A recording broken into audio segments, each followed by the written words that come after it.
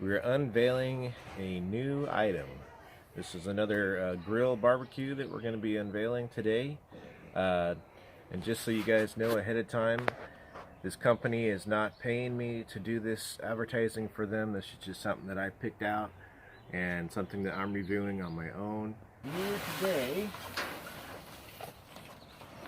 we're unveiling the NEXGRILL 5-burner Evolution Infrared Plus. Stainless steel top to it. Comes with a guide to cooking.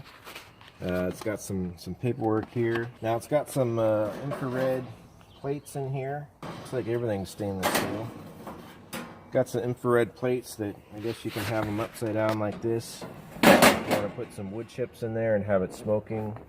You can flip it over like this if you want to have an infrared type grill experience. And what the infrared does is it separates, it kind of displaces the heat a little bit with these little tiny holes.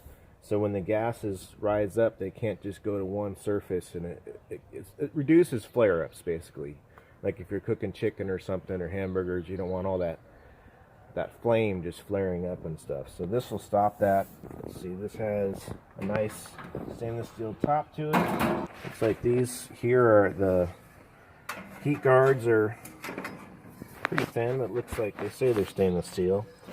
They're heat dividers, which I guess separate the heat depending on what you want to do in your heating experience. Like if you want to do grilling on one side and then have the infrared on the other side and have like the smoke section going on underneath here, infrared here, grill here, or vice versa. Each one of these burners, like I said, it's a 5-burner. Each one of these burners puts out 9,000 BTUs. And then there's another burner over here. You lift this up, and this right here is a 12,000 BTU burner. And it's got this nice battery-powered igniter. Battery sits in there like that. As long as your battery's good, it should work. And I got this at Home Depot. I got a good deal on it. So it comes with a cabinet underneath here. Comes with a cabinet underneath here. It looks like there's some storage space in here, a place for a tank. So we're going to go ahead and just open this up. So the first thing I do is grab this guy right here. You can pick one of these up at any hardware store. This is always good to have. This attaches to that, and then your propane bottle attaches to this side. And it's a way to tell if your propane is full or needs to be refilled or not. Just an easy gauge. It's like a $9 part. Screw this on right now. I use this on all of my grills, including my outdoor fireplace, and it just works really well. We got our propane filled this morning.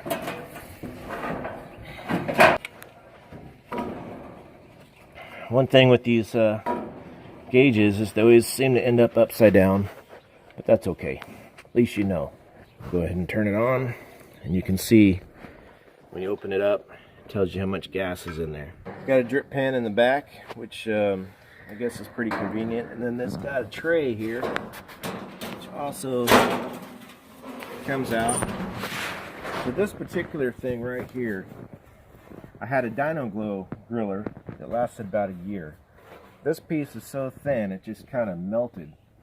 And what I'm going to do this time with this is actually wrap this in foil and put it back. That way, hopefully it'll make it last a little bit longer here. Turn this sucker on. You put this stuff back in here. We want to heat it up and, you know, burn off all the new smell and all that. And then I'm going to season it. I just want to have everything in here so that we can go ahead and do everything.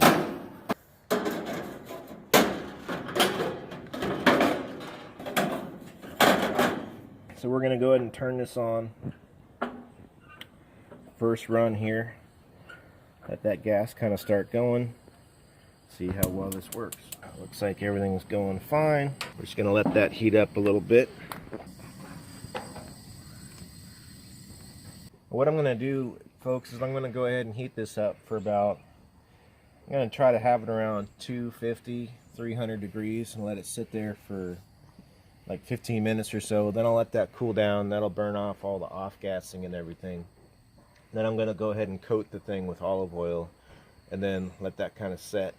And then I'll do it again so that the pre-seasoned stuff kind of gets a chance to soak in. And what that does is it creates a non-stick surface for your meat and everything.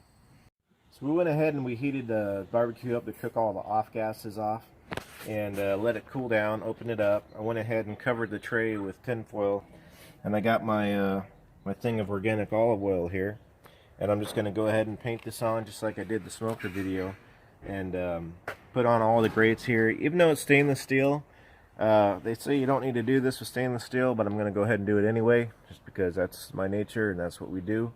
I think it's going to still make a huge difference.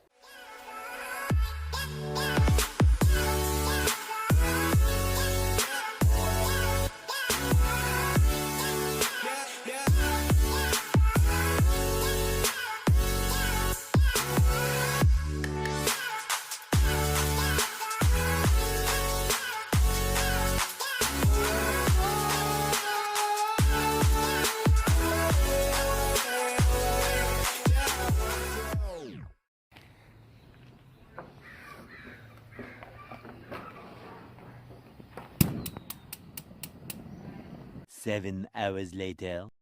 Folks, this is the model number on this thing, in case you're wondering. That's the model number. So far, this thing has passed my test as far as grilling goes. It seems to cook really well. It's got a nice cover for the propane tank. Overall, the burners did pretty well. This side cooks a little hotter than this side, but it could be because of the heat shields or something. This gauge seems to be pretty accurate, and sure left a mess when cooking that chicken.